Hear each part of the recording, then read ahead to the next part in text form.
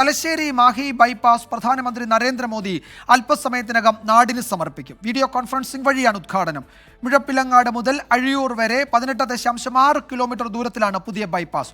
ഉദ്ഘാടനത്തിന് മുമ്പ് ഇന്ന് രാവിലെ തന്നെ ടോൾ പിരിവ് തുടങ്ങി. ബൈപ്പാസ് യാഥാർത്ഥ്യമാക്കിയതിന്റെ ക്രെഡിറ്റ് എടുക്കാനുള്ള പോരും ഇതിനിടയിൽ നടക്കുന്നുണ്ട്. ബൈപ്പാസിലൂടെ BJP CPM റോഡ് ഷോയും നടക്കും. ദേശീയപാത വികസനത്തിൽ സംസ്ഥാന സർക്കാരിന്റെ ഇടപെടൽ മായ്ച്ചു കളയാൻ ആർക്കും കഴിയില്ലെന്ന് മന്ത്രി മുഹമ്മദ് റിയാസ് പറഞ്ഞു.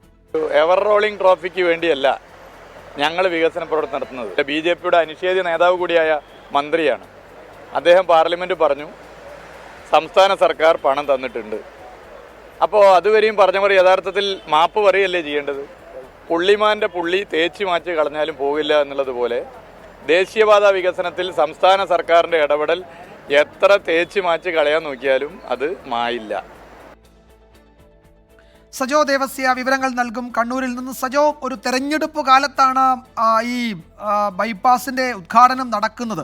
ആർക്കാണ് അതിന്റെ ക്രെഡിറ്റ് എന്നതാണല്ലോ തെരഞ്ഞെടുപ്പിൽ ഇനി ചർച്ചയാകാൻ പോകുന്നത്. BJPയുടെ റോഡ് ഷോ നടന്നു, CPMന്റെ റോഡ് ഷോ വരാനിരിക്കുന്നു. എന്തൊക്കെയാണ് ഇതിന്റെ പിന്നിലെ രാഷ്ട്രീയ വർത്തമാനങ്ങൾ?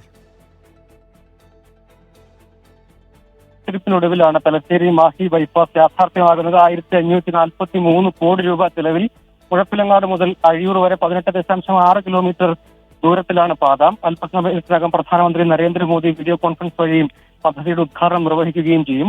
ഇതിനിടെയാണ് ക്രെഡിറ്റിനെ ചൊല്ലിയൊരു പോര്. ഇതിൽ BJP നേതാക്കൾ പറയുന്നത് കേന്ദ്രത്തിന് മാത്രം അവകാശപ്പെട്ട പദ്ധതിയാണ്, മറ്റ് സംസ്ഥാന സർക്കാരിന് എന്തെങ്കിലും ഒരു റോള് ഇക്കാര്യത്തിലില്ല, സംസ്ഥാനത്തിന് കേന്ദ്രം നൽകിയ സമ്മാനമായി പദ്ധതിയെ കാണണം എന്ന നിലപാടാണ് BJP നേതാക്കൾ പങ്കുവയ്ക്കുന്നത്. അവർ അതിന്റെ ഭാഗമായി വടകരയെയും ഒപ്പം കണ്ണൂർ പാർലമെന്റ് മണ്ഡലത്തിലെയും സ്ഥാനാർത്ഥികൾ അടക്കം BJP നേതാക്കൾ ഉൾപ്പെടെ അവർ വിപുലമായ റോഡ് ഷോ സംഘടിപ്പിക്കുകയും കേന്ദ്ര പദ്ധതി, കേന്ദ്രത്തിന് മാത്രം അവകാശപ്പെട്ട പദ്ധതി, സംസ്ഥാനത്തിന് ലഭ്യമായ പദ്ധതി എന്ന നിലയ്ക്ക് അവകാശവാദം ഉന്നയിക്കുകയും ചെയ്തു. അതിനിടെ CPIM സ്ഥാനാർത്ഥി, കണ്ണൂർ പാർലമെന്റ് മണ്ഡലത്തിലെ സ്ഥാനാർത്ഥി MV ജയരാജൻ അല്പസമയത്തിനകം റോഡ് ഷോ ഇതേ പാതയിലൂടെ സംഘടിപ്പിക്കും. ഒപ്പം മന്ത്രി മുഹമ്മദ് റിയാസും പദ്ധതി കടന്നുപോകുന്ന മണ്ഡലത്തിലെ MLA കൂടിയായ നിയമസഭാ സ്പീക്കർ AM ഷംസീറും ഡബിൾ ഡെക്കർ ബസ്സിൽ പാതയിലൂടെ യാത്ര ചെയ്യും. മന്ത്രി മുഹമ്മദ് റിയാസ് പറഞ്ഞത് ഇതുവഴി കടന്നു പോകുമ്പോൾ BJPയുടെ പലതരം പോസ്റ്ററുകൾ, അവകാശവാദം സംബന്ധിച്ച പോസ്റ്ററുകൾ കണ്ടു. പക്ഷേ ഈ പദ്ധതി യാഥാർത്ഥ്യമാക്കുന്നതിന് വേണ്ടി സംസ്ഥാന സർക്കാർ നടത്തിയ ഇടപെടലുകൾ ജനങ്ങളുടെ മനസ്സിലുണ്ട്. പിണറായി സർക്കാർ അധികാരത്തിൽ വന്നതിന് ശേഷമാണ് ഈ പദ്ധതി യാഥാർത്ഥ്യമാകുന്നതിന് വേണ്ടി ഭൂമി ഏറ്റെടുക്കലടക്കം ക്രിയാത്മകമായ ഇടപെടൽ നടത്താൻ കഴിഞ്ഞത്. അതുകൊണ്ട് ഇതൊരു വികസനം എന്നതൊരു ഗുസ്തി മത്സരമൊന്നുമല്ല. പക്ഷേ ഇക്കാര്യത്തിൽ സംസ്ഥാന സർക്കാരിന് കൃത്യമായ പങ്കുണ്ട് എന്ന അവകാശവാദം ഉന്നയിക്കുന്നു. അങ്ങനെ ഇതിന് ക്രെഡിറ്റിനെ ചൊല്ലിയൊരു രാഷ്ട്രീയ പോരുണ്ടാകുന്നു. പ്രത്യേകിച്ച് 2 ലോക്സഭാ മണ്ഡലങ്ങളെയും ഈ പാത ബന്ധിപ്പിക്കുന്നുണ്ട്, വടകരയും കണ്ണൂരും. ഈ 2 ലോക്സഭാ മണ്ഡലങ്ങളിലും ഇതൊരു തിരഞ്ഞെടുപ്പ് പ്രചാരണ വിഷയം കൂടിയാകും എന്ന കാര്യത്തിൽ തർക്കമൊന്നുമില്ല. അതുതന്നെയാണ് നേതാക്കളുടെ പ്രതികരണങ്ങളിൽ ഉള്ളത്. വിജയകുമാർ, ഈ 2 മണ്ഡലങ്ങളിലും ഇത് വോട്ട് ആക്കുക അല്ലെങ്കിൽ അനുകൂല വോട്ടുകളാക്കി മാറ്റുക എന്നതായിരിക്കുമല്ലോ ഈ രാഷ്ട്രീയ പ്രചാരണങ്ങളുടെ ലക്ഷ്യം. അതിൽ ഇനിയുള്ള ദിവസങ്ങളിലും ഇതൊരു പ്രധാനപ്പെട്ട തെരഞ്ഞെടുപ്പ് വിഷയമാകുമെന്ന് ഉറപ്പാണല്ലേ സജോ? വിജയകുമാർ, ഉറപ്പായും അങ്ങനെ തന്നെയാണ്. അതായത് നിയമസഭാ സ്പീക്കർ അടക്കം, അദ്ദേഹം സ്പീക്കർ കൂടിയാണെങ്കിലും ഇതിലെ പദ്ധതിക്ക് വേണ്ടി നടത്തിയ ഇടപെടലുകൾ, അതായത് ദീർഘകാലമായി ഇടതുപക്ഷത്തു നിന്നുള്ള ജനപ്രതിനിധികൾ, സർക്കാരുകളൊക്കെ നടത്തിയ ഇടപെടലുകൾ എടുത്തു പറഞ്ഞു.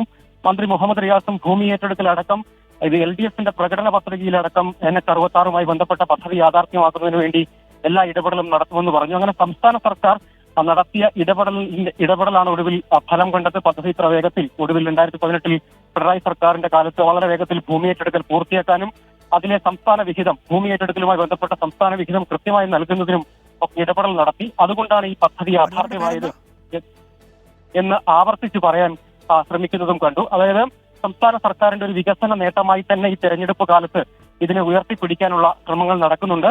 അതിൽ കേന്ദ്ര സർക്കാർ പദ്ധതി യാഥാർത്ഥ്യമാകുന്നതിന് നൽകിയ സഹായങ്ങൾക്ക് അദ്ദേഹം നന്ദി പറയുകയും ചെയ്തു. പ്രത്യേകിച്ച് ഉപരിതല ഗതാഗത വകുപ്പ് മന്ത്രി നിതിൻ ഗഡ്കരിക്ക് അടക്കം അദ്ദേഹം നന്ദി പറയുകയും ചെയ്തു. പക്ഷേ ശരി സജോ, എന്തായാലും തെരഞ്ഞെടുപ്പ് വിഷയമാവുകയാണ്. BJPയുടെ റോഡ് ഷോ കഴിഞ്ഞു, CPMന്റെ റോഡ് ഷോ വരാനിരിക്കുന്നു. ഉദ്ഘാടന ചടങ്ങ് അല്പസമയത്തിനകം നടക്കും.